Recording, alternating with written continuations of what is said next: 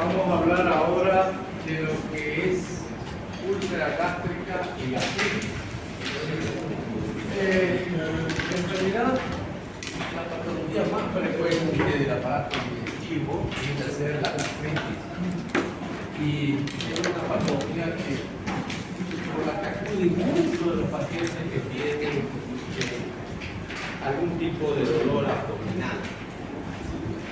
Un poquito para recordar lo que es la anatomía del estómago. El estómago es una cámara donde se acumula, tiene una capacidad de 1.5 a 2 litros. Obviamente hay personas que esa cámara la hacen más grande, decimos la función hace al órgano, entonces si uno le da más volumen, pues el estómago se va a hacer más grande, pero fisiológicamente esta es su capacidad.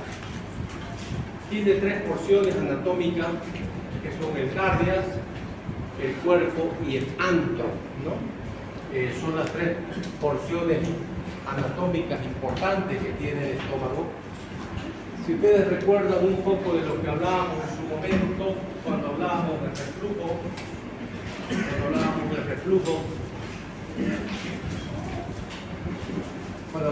reflujo, decíamos, miren aquí este fondo gástrico, acá está la transición esófago, gástrica, y vean ustedes cómo el fondo del estómago, si se llena de gases, va a empujar un poco al esófago, y eso era uno de los mecanismos antirreflujo.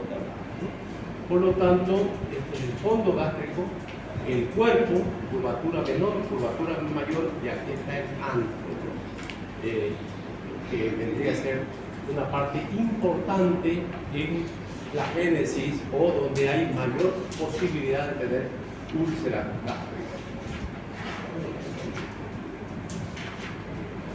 En la irrigación que tiene el estómago, tiene muy buena irrigación el estómago y está dado fundamentalmente por 4 arterias, ¿no? La gástrica izquierda, la derecha, gástrica epicloica derecha y también izquierda. Estos vasos cortos provienen de la arteria esplénica. Vamos a ver que los vasos cortos vienen a ser, por ejemplo, todos estos que están llegando acá. Y en este lado tenemos nosotros el vaso. Por lo tanto, esta gran irrigación que tiene hace que el estómago sea viable. Con una de estas 4 arterias sería viable, o sea, porque son de alto flujo, tienen alto flujo. El drenaje linfático siempre se acompaña al de las arterias, igual que el drenaje venoso. Entonces, si vemos acá, entonces tenemos la gástrica izquierda, la gástrica derecha, la gástrico epicloica izquierda, porque está el epíplon, y la gástrica epicloica derecha. Cualquiera de estas ramas puede preservar la integridad. Y uno dice, ¿por qué? Significa que una lesión de una de estas arterias no va a ser determinante en que se necrose el estómago, porque una de ellas ya puede comandar. O sea, la irrigación permite su vida, permite la vitalidad del estómago, ¿no? El sistema venoso es exactamente a la inversa. Tenemos la gástrica izquierda, derecha, la gástrica derecha, izquierda igual, y vemos que tiene la misma característica del drenaje venoso que el esófago, ¿no? ¿A dónde drenan? Vean ustedes, a la porta. Por lo tanto, cuando hay problemas también de hipertensión portal, acá también se acentúa, ¿no? Se acentúa porque se dilata todo el sistema venoso del retorno del estómago, y entonces eso es lo que genera este tipo de situación. Es grueso el estómago. Si vale el término, es uno de los órganos que más agrada operar, o sea, porque uno tiene como agarra, tiene tejido para agarrar. En el intestino delgado, por ejemplo, los puntos tienen que ser muy superficiales porque las capas son muy delgadas. Acá no. Acá tenemos, vean ustedes, de afuera adentro tenemos la serosa, 3 capas. En el esófago hablábamos de 2 capas musculares, ¿no? La longitudinal y circular. Acá hablamos de 3 capas, una de afuera adentro, estamos hablando de longitudinal, una circular y la capa interna del músculo oblicuo. O sea, son tres capas que tiene, por lo tanto es bien fuerte el estómago. La submucosa, la muscular de la mucosa y recién la mucosa. Por lo tanto, tendríamos 1, 2, 3, 4, 5, 6, 7 capas que tiene el estómago. Entonces, bastante grueso el estómago en cuanto a su capa. Es de repente el más importante de todo el aparato digestivo. Esto solamente para que vean la forma, hemos dicho, longitudinal de la primera, circulares y oblicuo, la tercera capa que tiene la fibra muscular en el estómago. ¿Para qué sirve el estómago? Obviamente el proceso de la digestión empieza en la parte superior, ¿no? Pero en el estómago la amilasa salival va a actuar sobre los almidones. La digestión gástrica reduce el tamaño de las partículas de carne, vendría a ser un triturador, aparte de la masticación, acá en el estómago, que se produce esta disminución del tamaño de lo que nosotros hemos digerido. O sea, lo ideal es que el proceso de digestión empiece bien hecho en la masticación, ¿no? O sea, para que no tengamos problemas en el estómago, pero el estómago cumple ya una de este tipo de funciones. La lipasa gástrica contribuye al inicio de esta digestión de las grasas.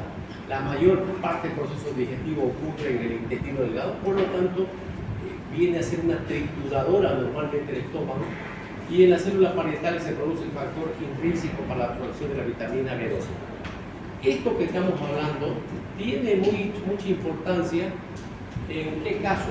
Cuando uno hace la cirugía llamada bariátrica, ¿no? La cirugía bariátrica es una cirugía ya actualmente considerada metabólica en personas que tienen obesidad mórbida, ¿no? Que tienen por encima de 35 de índice de masa corpórea. Y actualmente lo que se hace es prácticamente dejarlo así, miren. Se hace una sección acá y acá.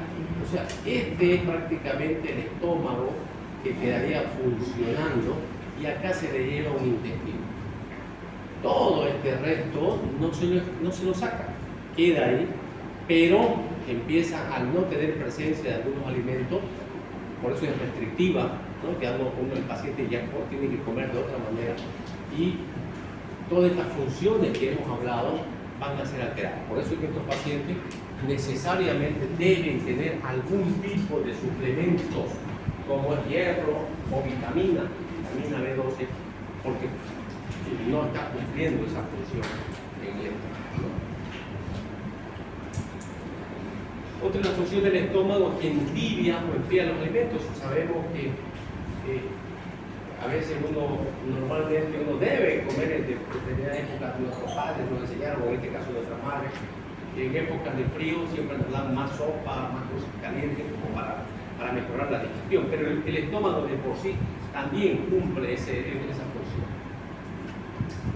El ácido gástrico facilita la absorción duodenal de hierro, pero entonces de la no presencia de ácido gástrico no se absorbe hierro, por lo tanto, con los alimentos, y es lo que yo les hablaba de la cirugía bariátrica.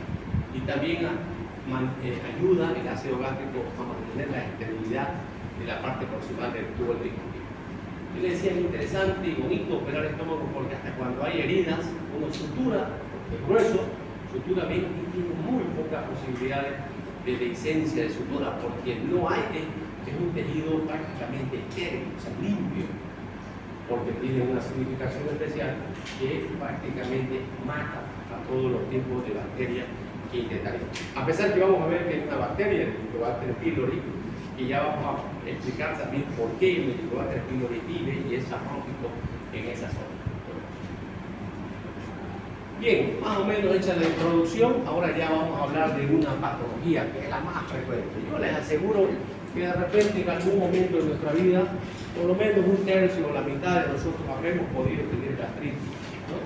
Porque vamos a ver que en la génesis de la gastritis hay varias posibilidades, ¿no? ¿Qué es la gastritis erosiva? Es una lesión aguda de la mucosa, por lo tanto puede ser que esté ahora, de repente hago un exceso de mala alimentación o me estreso mucho, porque es aguda la patología e inflama esta mucosa. Por lo tanto, eso es lo que es una gastritis erosiva. es la primera causa de hemorragia digestiva. Cuando uno le pregunte cuáles son las causas de hemorragia digestiva alta, uno dice, empieza siempre por gastritis erosiva, úlceras gástricas, úlceras duodenales, cáncer de esófago, cáncer de estómago, varices esofágicas, pero la principal, la más frecuente de todas, es la gastritis erosiva. El problema clínico de la gastritis erosiva es que cuando, está la gastritis erosiva, ¿puede aparecer en una persona sana? Sí, puede aparecer. Si aparece en una persona sana, fácilmente se cura también, no tendría muchos problemas. El problema de la gastritis erosiva, como primera causa de hemorragia, que va, si quieren ustedes, acompañando a una patología además grave. O sea, todo paciente que tiene una patología grave acaba teniendo gastritis. ¿Por qué? Por estrés. Seguramente ustedes en algún momento, no sé si han llevado ya, por ejemplo, quemaduras. Y en las quemaduras uno habla de las úlceras de Kurdi, ¿no? El pobre paciente quemado le duele tanto que eso le provoca un estrés y hace una hipersecreción gástrica y acaba, vean ustedes, quemado y todavía acaba con una úlcera más, ¿no? Y no tenía úlcera. Entonces, este tipo de patología es frecuente en pacientes que tienen enfermedades graves, por decir, un politraumatizado, un paciente que tenga traumatismo cráneoencefálico, un paciente que tenga neumonías. Ahora, sabiendo que esto es lo que provocaba mucho sangramiento, por eso es que en medicina hablamos de prevenir, ¿qué hemos hecho con no venir a clase? Por ejemplo, ¿ustedes creen que fue por flojera? Ya le he dicho, a mí me encanta venir a clase, pero tengo que ser responsable. Yo puedo arriesgar mi vida, yo.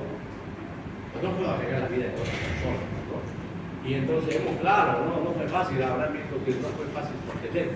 Entonces, una cosa como esa, porque algunos en la universidad todo es político. Lamentablemente, una gran parte de lo que pasa es política. Lo que hagas o no hagas como autoridad, igual te van a golpear. Y yo prefiero que me pecar por exceso, pero no por déficit. Y eso pasa en salud. No me estoy saliendo del tema, pero vean ustedes, si yo tuviese un cuadro ante la sospecha de una apendicitis, si yo estoy en duda de que realmente extremé todo, semiológicamente, laboratorialmente, hice todo el estudio, y me queda la duda de si es o no es, ¿qué creen que haga? ¿Opero o no opero? Opero. ¿Cómo definimos lo que es el abdomen agudo? Especialmente el quirúrgico, abdomen agudo es un cuadro de aparición súbita de etiología diversa, de evolución progresiva, que cuando es quirúrgico y vos no lo operás, puede desencadenar la muerte del paciente. Entonces, preferible es pecar por exceso. No estoy diciendo que hay que operarlo a todos ustedes de apendicitis ahorita si no tiene síntomas, yo no estoy diciendo eso. Estoy diciendo si yo hay la sospecha clínica, estás con dolor, estás con lumber, tuviste náuseas, tuviste vómito, pero yo pienso que es otra cosa y le hago y no, ya está. ¿No? Entonces, acá, sabiendo que esta enfermedad, la gastritis erosiva, se acompaña a enfermedades graves, ¿qué creen que voy a hacer? Prevención. Le voy a bloquear, voy a dar bloqueadores H2. O sea, sabiendo que el paciente está politraumatizado, entonces ya le doy bloqueadores H2. Por lo tanto, evito la gastritis. Se llama prevención. Si ustedes miran una historia cuando vayan a un hospital, mientras más grave el paciente, seguro que le están dando omeprazol, ranitidina o alguna cosa así. Yo decía, ¿pero por qué? Si el paciente está, mira, tequeado y está con él. Por eso. Porque están haciendo prevención. No es que se estén equivocando. ¿Cómo se produce la gastritis? Bueno, en realidad la gastritis, ¿cómo se definiría? ¿Cómo se define un estado de enfermedad? El estado de enfermedad es un desequilibrio entre factores agresivos y defensivos que tenemos. Nosotros, todo nuestro organismo tiene una capacidad homeostática. O sea, homeostática significa que nosotros tengamos la capacidad de podernos defender fisiológicamente. O sea, nosotros podemos defender. En el caso de la gastritis, utilizando la misma definición, decimos entonces es un desequilibrio entre la actividad agresiva del ácido de la pepsina y los mecanismos defensivos. O sea, en concreto, siempre tenemos ácido gástrico en el estómago. Por lo tanto, deberíamos tener gastritis todos. Pero ¿por qué no tenemos? Porque tenemos mecanismos defensivos, o sea, algo que amortigua. Si aumenta el jugo gástrico y esto está normal, pero esto aumenta mucho, como los gastrinomas, por ejemplo, me va a provocar úlcera, porque la balanza sale desequilibrada, porque el equilibrio debería ser así, ¿no? Acidez y defensa. Acidez y defensa, están equilibrados, como una balanza. Entonces, si aumentan los factores agresivos, enfermedad, gastritis. No aumenta la gastritis, pero caen los factores defensivos, igual, hay un desequilibrio, no hay equilibrio. El equilibrio es parejo, ¿no ves? Entonces, en la gastritis, utilizando el mismo ejemplo de lo que es enfermedad, es un desequilibrio entre factores agresivos y defensivos. Tres causas fundamentales hay en este caso. La primera, la infección por el Helicobacter pylori, que es una bacteria. La segunda, uso de antiinflamatorios no esteroideos, AINES. Y la tercera, la hipersecreción gástrica, que normalmente se da en los gastrinomas, o sea, los tumores. Nosotros nos vamos a referir fundamentalmente a estos dos.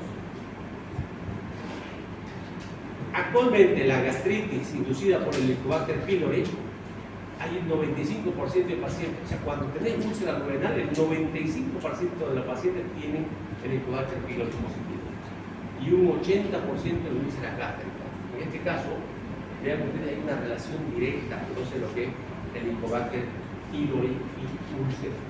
Por eso es que cuando uno le hace endoscopía, no se limita a que te hagan solamente la visión. Vamos a ver que te puede mostrar la endoscopía característica. Pero, muy importante, que también nosotros hagamos test de detección del Helicobacter pylori, positivo o negativo. ¿Por qué? Porque tiene tratamiento el Helicobacter pylori, ¿no? Entonces, la infección gástrica por el Helicobacter pylori subyace a la mayoría de los casos, como estamos diciendo, de úlceras pépticas, ¿no? Que viene a ser por ácido gástrico. También es importante que se desarrolle el linfoma y en el adenocarcinoma del estómago. ¿En qué países hay mayor incidencia de Helicobacter pylori? Obviamente son en países desarrollados, subdesarrollados, como el nuestro, porque tiene que ver con el mal manejo de excreta. O sea, donde no tengas mucha, por decir, agua potable, ¿no? Entonces, eso es importante. En países altamente desarrollados esto va a disminuir. Por lo tanto, ya estamos diciendo, ¿no? Hay un 80%, por ejemplo, de infectados cuando vos tenés 20 años. En Estados Unidos es raro en la infancia, la prevalencia del Helicobacter pylori es menor al 30%, estamos hablando cabalmente de esto. En países africanos, subdesarrollados, a veces está por encima de esto todavía. Esta tasa se va a incrementar por la edad y los factores que elevan esto viene a ser el subdesarrollo o nivel socioeconómico bajo. Una vez que vos has tenido el Helicobacter pylori, vos podés curarte de la gastritis aguda, pero vas a acabar normalmente con gastritis crónica. ¿Por qué? Porque si vos le das tratamiento para el tipo bloqueadores H2 y dejas la bacteria viva, pues estás inhibiendo solamente la secreción. Pero vamos a ver que fundamentalmente el Helicobacter pylori actúa en los factores defensivos, o sea, altera los factores defensivos que tenemos contra la secreción gástrica. O sea, tener secreción normal, pero te sigue alterando los factores defensivos, ¿no? Esto ya lo hemos dicho, del porcentaje que provoca de úlceras gástricas y duodenales. ¿Qué provoca el Helicobacter pylori en el estómago? O sea, ¿cómo es su fisiopatología del Helicobacter pylori en el estómago? ¿Qué hace? O sea, ¿cómo provoca la gastritis? Induce la lesión en la mucosa, evitando los factores de defensa. A ver, yo les decía, ¿cómo la que si estamos diciendo que es aséptico cómo vive la bacteria. Gracias a la ureasa que hay normalmente ahí en el estómago, que va a permitir a la bacteria residir en el estómago ácido, porque normalmente debería morir, ¿no? Entonces, lo que hace este Helicobacter pylori va a producir proteasa y fosfolipasa que van a romper el complejo glucoproteico del gel mucoso. ¿Qué es el gel mucoso? Es el moco que cubre, que embadurna a la mucosa gástrica para que no se queme por el jugo gástrico. Al estar inhibido este tipo del complejo glucoproteico, entonces lo que hace es reduce la eficiencia de la primera línea de defensa de la barrera mucosa. Por lo tanto, ese es el mecanismo por el cual la bacteria misma, el Helicobacter pylori, que provoca que, entonces vean ustedes, ¿no? Yo puedo darle lo que ahora es H2, por lo tanto va a estar la secreción gástrica controlada. Pero si el factor defensivo, que en este caso es el gel mucoso, baja, va a seguir habiendo gastritis.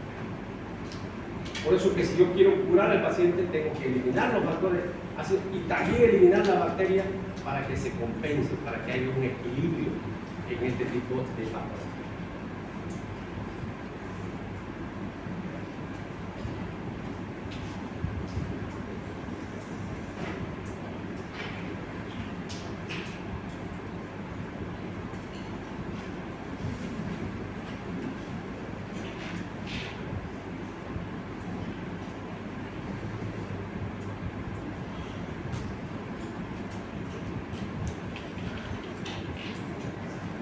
Ahora, hablemos de la segunda forma que hemos dicho que es, en este caso, la segunda forma vendría a ser el mismo, dijimos que es la presencia del Helicobacter pylori, la otra es la hipersecreción gástrica, que son los gastrinomas, y la tercera viene a ser el uso de AINES. ¿Quiénes toman AINES? ¿Quiénes toman AINES? Todas las personas que tienen alguna inflamación. ¿Cómo qué caso uno tomaría de forma crónica AINES? Diga, migraña. Pero la migraña va a tomar más analgésico, ¿no? O otro tipo de cosas. ¿Perdón? No, pues al revés. Estamos hablando de la gastritis, hemos dicho una inflamación. Muy bien. Todo lo que significa reumatismo, artritis, artralgia, dolores crónicos. Por lo tanto, esas personas tienen que tomar de por vida. O sea, toda vez que ustedes tienen que dar a alguien, van a fijarse. Por eso, miren, un consejo. ¿Quién de ustedes no tiene familiares? Pues sería ilógico que pregunten, todos tienen familiares y amigos. Cuando ustedes vean a alguien, miren su receta. Aprendan a ser médicos. Y pregúntense por qué. Y van a ver, como les digo, si a una persona mayor va a la caja, a cualquier lugar y tiene dolores articulares, por eso que andaba despacito y le dolía, vuelve con diclofenaco, ¿no? Y dan omeprazol. Y me dice, ¿pero por qué le están dando omeprazol? Si nunca dijo que le dolía el estómago y le están dando omeprazol si le tira la rodilla. Y está la causa.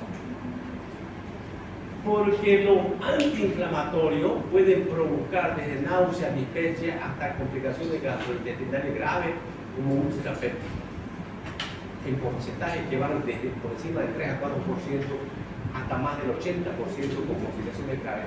Pueden relacionarse este tipo de cosas. Entonces hay que estar atentos. Entonces, ¿qué es lo que provoca? ¿Qué es lo que provoca los antiinflamatorios? En este caso, los AINES. Van a ir a atacar las prostaglandinas, porque son antiprostaglandínicos, estos inflamatorios, ¿no? ¿Hay otros antiinflamatorios que son no antiprostaglandínicos? Sí, existen, pero son mucho más caros. Un diclofenaco puede encontrar en 50 centavos y de repente un ketorolaco o un meloxicam encontrar en 7 bolivianos. Caramba, difícil, pues, ¿no? Que una persona tome 1 o 2, 14 bolivianos a una persona diario. No sé, Entonces, ¿qué provocan los AINES? Son antiprostaglandínicos, o sea, va a atacar a la inflamación que la provocan las prostaglandinas. ¿Y qué tiene que ver la prostaglandina de la inflamación en la rodilla con la gastritis? Las prostaglandinas mantienen la integridad y reparación de la mucosa gastrodenal, o sea, habían tenido dos funciones. ¿Ves? Son las que provocan la inflamación en las articulaciones, pero también tienen una función protectora en el estómago. Entonces, si yo le doy antiprostaglandínico, no le estoy diciendo desaparecer solamente la prostaglandina de la inflamación, también elimino las buenas que iban a proteger el estómago. Entonces, de esa manera es que se produce esta alteración en la síntesis, ¿no? Por lo tanto, la lesión de la mucosa se produce también. O sea, esta es la forma fundamental. ¿Se puede producir por contacto? Sí, hay diclofenaco que vienen con doble capa entérica, ¿no? Entonces no te provoca lesión ni en el esófago ni en el estómago, pero al final su mecanismo de absorción, su mecanismo de acción es antiprostaglandínico, porque para ese caso los diclofenacos deberían usar intramusculares, no provocarían. Entonces sí aumenta también, pero la forma, lo importante es que entendamos que el problema fundamental que está dado porque su mecanismo de acción es que son antiprostaglandinos, ¿no? Entonces, si bien es cierto, por vía tópica puede provocar, tópica significa porque vos lo tomaste, y entonces en la mucosa puede provocar, pero eso es lo que te cambia, ¿no? Entonces, los aires por vía tópica pueden alterar la capa de moco superficial, rendimiento, difusión de los hidrogeniones. ¿Qué tienen que ver los hidrogeniones? Tienen que ver la absorción y van a ser lo que nos van a dar el equilibrio entre lo que es acidificación o alcalinidad. Entonces es importante, vean ustedes, en esa red de distribución para ver el tipo de lesión. ¿Cuáles son los factores de riesgo? O sea, ¿qué factores de riesgo hay aparte de tomar antiinflamatorios, por ejemplo, ¿no? Si sos una persona en edad avanzada, como decía, la mayoría de las personas en edad avanzada tienen este tipo de problemas, por lo tanto le van a provocar gastritis, antecedentes de úlcera. Si ya yo tenía úlcera, si yo voy a dar a alguien antiinflamatorio, tendré que preguntarle en todo caso, ¿ha tenido úlcera alguna vez? Sí, doctorcito, tuve y sabré. Ya caramba, no le den. No le den, porque el problema está en que podés provocar. Empleo concomitante con glucocorticoides, múltiples usos, porque hay personas que sufren mucho. La artritis es una consigna suave en relación a lo que es el lupus. El lupus viene a ser una cosa mucho más fuerte, más dolorosa en cuanto es una colágenopatía, ¿no? Entonces, por ejemplo, hay veces que tenés que usar mucho más AINES, empleo concomitante con anticoagulantes, enfermedad grave multisistémica. Hemos dicho que las enfermedades graves multisistémicas provocan de por sí ya este tipo de lesión. Infección concomitante con el Helicobacter pylori y viene a ser algunos malos hábitos como consumo de alcohol y cigarros o Coca-Cola. Por lo tanto, esos pacientes, lo primero que tenés que decir es que no consuman ese tipo de situaciones, ¿no? Como resultado de eso, ¿qué vamos a tener? Vamos a tener primero que se va a colorear toda la mucosa, así como la están viendo por acá. Entonces es una gastritis, o sea, es como una quemadura superficial y puede acabar provocando esto, úlcera. O sea, por eso se llama gastritis erosiva y por eso sangra, porque va erosionando. Las quemaduras solares, han visto ustedes, ¿no?, que pueden acabar en ampollas igual, ¿no? Aquí veamos al revés, ha sido por exceso de jugo gástrico o por alteración de los factores defensivos. La clínica es interesantísima, la gastritis. La mayoría de las personas que tienen úlcera gástrica o duodenal normalmente enflaquecen.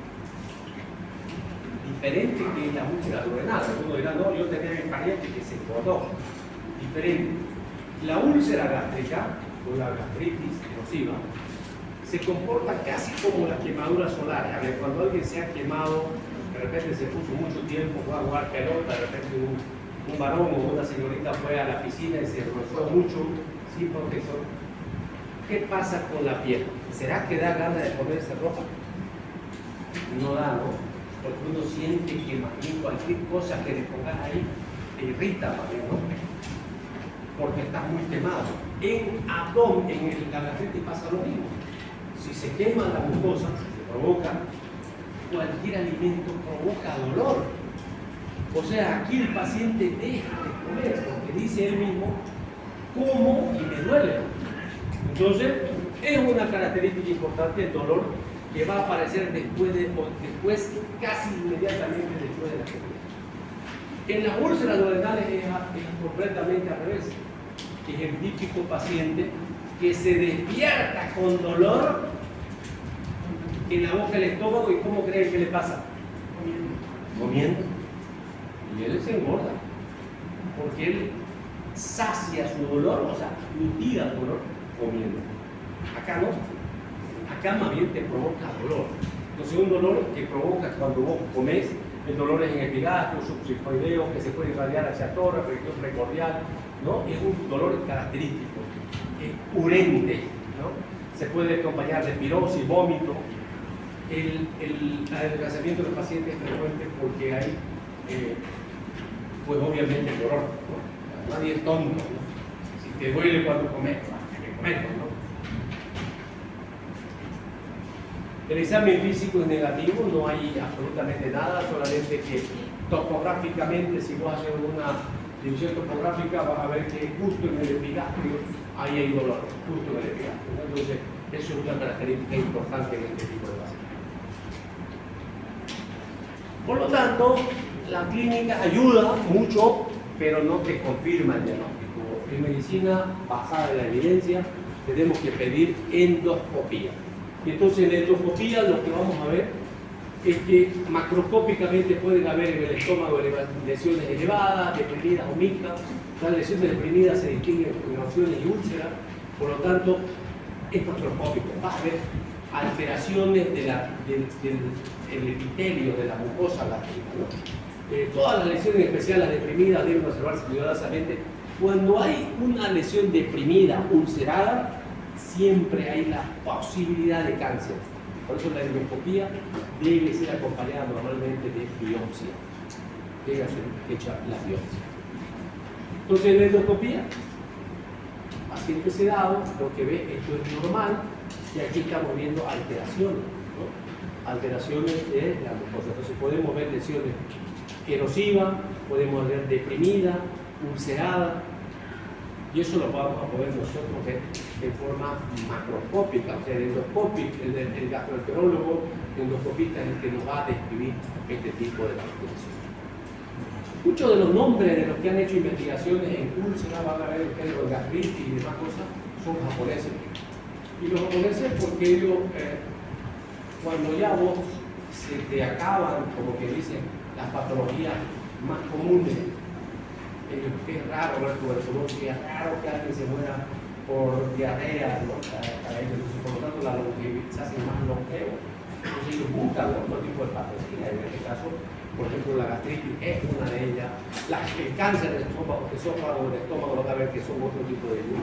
Y entonces, Murakami, por ejemplo, hizo una clasificación macroscópica, igual primero, o sea, sin hacer biopsia, ¿cómo veía? Y él divide en 4 grados, ¿no? El grado 1, lesión mínima, solamente con una eritema en la mucosa, en el epitelio, fácil de curar. Murakami no, úlcera poco profunda que lesiona la muscular de la mucosa, hemos hablado que tiene 7 capas prácticamente del estómago. En el grado 3, la lesión que llega hasta la capa muscular del estómago, el tratamiento médico puede curar muchas veces con o sin secuela. ¿Qué significa con o sin secuela? La cicatrización que provoca, ¿no?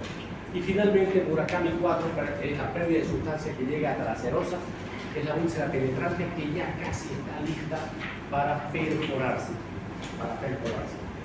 O sea, las úlceras se pueden perforar. Empiezan en la mucosa y van penetrando, y pueden llegar hasta la serosa y provocar entonces perforación. Esto, por ejemplo, yo les decía, la endoscopía es lo ideal, pero antes no había mucha endoscopía, no había endoscopía. ¿Qué se usaba? Radiografía. Entonces, radiografías contrastadas tienen ustedes. Para ver las úlceras, le ponían contraste a los pacientes y veían estos nichos. O sea, miren, el contraste se metía en esta parte y así aparecían estas zonas así. ¿no? O sea, como si fuera un divertículo, ¿no? Como si fuera un divertículo. Vean, aquí estamos viendo, ¿no? Entonces, eran imágenes radiológicas, ya lo usamos. Yo particularmente nunca he pedido, teniendo la posibilidad de tener endoscopio, ¿para qué vas a pedir una radiografía? Entonces la radiografía en el momento óptimo era una opción, no se la usa ya prácticamente ahora, es muy poco utilizable, por lo tanto permitía imágenes como estas, así como para sospecha, para diagnosticar úlceras no, pero vamos a ver que es muy importante para la perforación, para las complicaciones de la úlcera. Esto es un esquema, ven ustedes, ¿se acuerdan ustedes cuando hablábamos de los divertículos de esófago y hablábamos que había por pulsión y por tracción? Vemos que las úlceras, por ejemplo, pueden provocar también, miren, como si fuera un divertículo, porque la cicatrización hace que se traccione, ¿no? la misma úlcera. Aquí estamos viendo imágenes radiológicas, eran como un nicho, como si fuera un divertículo, ¿no? La cadeira hace igual otro tipo hace otro tipo de clasificación, igual macroscópica, en la que él sí va directamente a hablar de los bordes, habla de los bordes, y habla que cuando los bordes son bien definidos, hay poca sospecha o probabilidad de que haya cáncer. En cambio, cuando los bordes no están bien definidos, cuando hay erosiones en los márgenes, entonces es muy probable que estemos hablando de cáncer. Por lo tanto, hay que hacer biopsia donde se va a estudiar el estado histomorfológico de la mucosa y si hay o no el Helicobacter pylori. Entonces, en la cadeira él no se explaya en ver profundidad, él quiere ver cómo están los bordes de la úlcera, si son bordes nítidos, desacabocados o son bordes irregulares. Si son nítidos, él dice que es muy sugestivo de patología benigna. Si son irregulares, es de patología maligna. Bien, las complicaciones de la úlcera son tres. Eso, acuérdense de ahora para el resto del viaje, son preguntas siempre de examen. ¿Cuáles son las complicaciones de la úlcera? La primera complicación es el sangramiento. Pueden sangrar. La segunda complicación es que se pueden perforar, dijimos, como van a ir avanzando en profundidad, pueden perforar. Y la tercera es que ya en el antro, al cicatrizar esas úlceras, pueden provocar también estenosis, o sea, se cierra, cierra el antro pilórico y por lo tanto el paciente come, no puede pasar y se va hinchando el estómago y puede vomitar, o sea, se produce una obstrucción intestinal. Entonces, las tres complicaciones son la hemorragia, perforación y finalmente la obstrucción. ¿Cuál es el tratamiento de la gastritis? No complicado. ¿Existe tratamiento? Claro, es muy bueno el tratamiento. Son pocos los pacientes que se operan ahora actualmente de gastritis. La mayoría van a tratamiento médico. Es básicamente higiénico, dietético, o sea, hay que el paciente decirle que no tome café, que no coma chocolate, que no fume, ¿no? Que no tome alcohol. Y obviamente si es que tiene Helicobacter pylori, tenés que hacer tratamiento. Que ahorita hay tratamiento de la claritromicina, la amoxicilina con ácido clavulano, existe tratamiento. Como es una bacteria, hay que dar antibióticos para curar esta bacteria. Pero, agregado, empezar con los bloqueadores H2, entre ellos estaba la cimetidina, famotidina, ranitidina, y actualmente son los bloqueadores de bomba, ¿no? Omeprazol, pantoprazol, esomeprazol, o sea, hay muchas variantes que tenemos. Por lo tanto, cada vez se ha avanzado mucho más y cada vez operamos menos, pero tenemos que saber los cirujanos, porque existe la posibilidad y fundamentalmente las complicaciones. Estas son evidencias de cómo se puede curar una úlcera, una endoscopía, una úlcera, ¿no? No es el mismo día, obviamente, después de una semana o 10 días de tratamiento, la úlcera disminuye hasta que puede desaparecer la úlcera. ¿Puede haber úlcera en otro lado? Claro que puede haber, porque no es una. La lesión, el problema del paciente está que no es en una zona determinada que puede haber 1, 2, 3, 4. úlcera. Y por eso es que decimos, si aparece, yo cicatrizo, si había una úlcera acá, cicatrizó, apareció otra acá, cicatriza, aparece otra acá, cicatriza. Cada vez que vaya cicatrizando, va a ir cerrándose, por lo tanto va a cerrar la luz del píloro. Entonces en ese momento va a acabar teniendo una obstrucción. Pero la primera complicación, como le digo, de estas úlceras es el sangramiento. O sea, hasta que se cura. O sea, por eso dicen, este doctorcito es mago, me curó. No me curó. Hizo bien las cosas, porque tenía que hacerlas. Pero lo que estamos demostrando es que hay tratamiento curativo para esto. Existe un tratamiento curativo. Una vez instaurada si hubiera, digamos, ya perforó o sangró, obviamente que ahí ya no funciona este tipo de medicamentos. Si hay sangramiento, ¿qué significa? Que la úlcera acargó un vaso. Ese vaso va a sangrar. Entonces lo que queda es cuando hay sangramiento, que es esclerosis, fundidura. No te queda otra, porque si no, no vas a poder solucionar.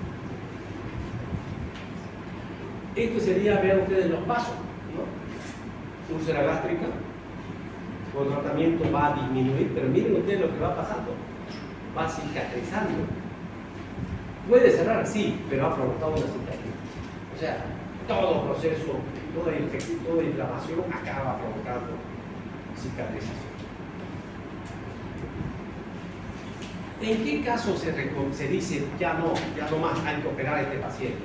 Hay casos, o sea, digamos, ya les decía yo que en realidad el tratamiento fundamentalmente es médico, pero ¿en qué caso se opera? Cuando no hay certeza de benignidad. O sea, cuando el paciente es muy probable, como decíamos en la cadera, de que sea cáncer. Si la patología, claro que ahora los estudios de biopsia tendría que dar certeza, pero si existe la duda, mejor operarlo, ¿no? Cuando la úlcera no cura después del tratamiento médico bien realizado, imagínense 90 días de tratamiento, no curó, ¿para qué vas a seguir operando? Mejor operarlo. Recidiva dentro de un año de haber sido tratada, la úlcera se complica con una. En estos casos es cirugía programada. En el cuarto, si el paciente se perfora, ahí ya no tenemos. Se convierte en un abdomen agudo quirúrgico. Antes, la gastritis podía provocar dolor, ¿no? Sería un abdomen agudo clínico. Tratamiento médico. Si se perfora, ya no hay tratamiento médico. Eso es 100% quirúrgico. Por lo tanto, se reseca la parte del estómago y se tiene que anatomizar. O sea, vas a sacar una parte del estómago y vas a tener que anatomizar. Y hay dos tipos de anatomizar. La Billroth 1 es cuando anatomizas estómago con estómago. Y la Billroth 2 es cuando ya no te da para anatomizar estómago con estómago. Por lo tanto, cerrás el extremo distal y al proximal tenés que llevarle el intestino. Vamos a ver alguna imagen porque así se entiende mejor, ¿no? Entonces son dos tipos de posibilidades. Si resecás parte del estómago y anatomizás estómago con estómago, eso es Billroth 1. Si no te da para anatomizar eso, vas a hablar de la Billroth 2. Entonces hay varias formas, vean ustedes, de gastrectomía, ¿no? Esta sería distal, porque aquí estamos el fondo, cuerpo y antro. Esta sería una antrectomía prácticamente. Aquí podríamos hacer Billroth 1, sí, se podría anatomizar esto con esto si alcanza, ¿ya? Entonces eso sería una Billroth 1. En la proximal también, ven ustedes en el fondo gástrico, pues las lesiones o la úlcera, entonces aquí tendría que resecar esta parte. Y muchas veces, es total, cuando especialmente en cáncer de estómago. Aquí estamos viendo que el estómago y una úlcera perforada, normalmente en el antro pilórico. Entonces, esto es una emergencia quirúrgica. Cabalmente se está viendo la mano del cirujano porque esto es una emergencia quirúrgica. Hay que entrar a cerrar esto, que está provocándote un abdomen agudo perforativo. Esta es una úlcera perforada. ¿Y por qué hay una radiografía de tórax? Porque la radiografía de tórax, una tórax abdominal, que va a ir a buscar aire libre en la cavidad. O sea, esta perforación, aparte de salir jugo gástrico de contenido alimenticio a la cavidad abdominal, sale aire. Y si sale aire, vos lo parás al paciente, el aire por el peso que tiene se va a ir a la parte más alta. ¿Cuál de los dos en el diafragma es más alto? El derecho. Entonces el aire se va a ir al diafragma derecho. Entonces si miramos esta radiografía, aquí está, miren ustedes, el diafragma. Esto de acá. Por lo tanto, esta imagen media luna, que parecería que fuera aire también del pulmón, es aire pero libre en la cavidad abdominal. Se llama neumoperitoneo. Signo de Poppet. Este es un signo patognomónico de perforación intestinal. No solamente de úlcera. Si se perfora, por ejemplo, el colon, si se perfora el intestino, el duodeno, cualquiera de ellos, y sale aire, igualito vamos a encontrar este signo. Es patognomónico de perforación de víscera hueca, ¿no? Entonces eso lo vamos a ver en su momento también en otro caso. Diagnóstico diferencial con todas las patologías que ustedes quieran. Apendicitis, colecistitis, pancreatitis. ¿Por qué? Porque el paciente empezó, vean ustedes, con un dolor en el pigante, podría parecer como si tuviera una colecistitis, ¿no? Eso es diagnóstico diferencial. ¿Qué utilizamos? Métodos, ¿no? Ecografía, tendremos que pedir endoscopía para confirmar cuál es la causa del diagnóstico. La apendicitis, ni que se diga, pero la apendicitis normalmente es en la fosa ilíaca derecha, tendría que ser muy grosero el cuadro para que parezca una apendicitis, pero en medicina todo es posible. Ustedes planteen diagnóstico diferencial. ¿Será que se puede confundir con un infarto de miocardio? Claro, al principio. Igual que la gastritis, que la esofagitis.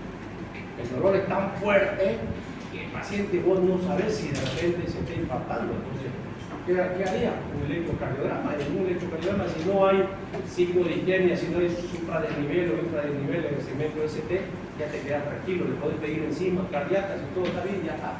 No es cardíaco, entonces tenés que buscar otro tipo de cambio. Bien, finalmente creo que son 3 slides sobre divertículos gástricos. Ya hemos acabado de gastritis. Los divertículos gástricos son como los divertículos esofágicos, igual proyecciones saculares que pueden haber en el estómago, que igual pueden ser por pulsión, el mayor porcentaje por pulsión significa por aumento de la presión dentro del estómago, y los otros son por tracción cuando se traccionan de afuera. Puede ser verdadero, puede ser falso, ¿no?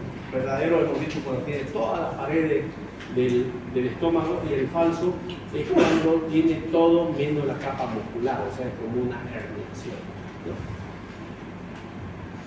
Aquí están viendo, esta es la luz del estómago, y aquí están viendo otro orificio, ¿no? O sea, como un hueco adicional, o sea, ¿no? Entonces esto es un divertículo en el estómago, y los divertículos, hablando de divertículos, hemos dicho que las úlceras tienen 3 complicaciones, son hemorragia, perforación y oclusión. Y ya hablamos de divertículos. ¿Cuáles eran las complicaciones de los divertículos? Hay 2 que son comunes, por si acaso. Comunes a las úlceras, complicaciones. Hemorragia, pueden sangrar los divertículos. ¿Qué más? Se pueden perforar, claro, ¿se acuerdan cuando decíamos que se puede meter cuerpo extraño? Se pueden perforar los divertículos. Y hay una que los diferencia, la inflamación. Las úlceras no se inflaman.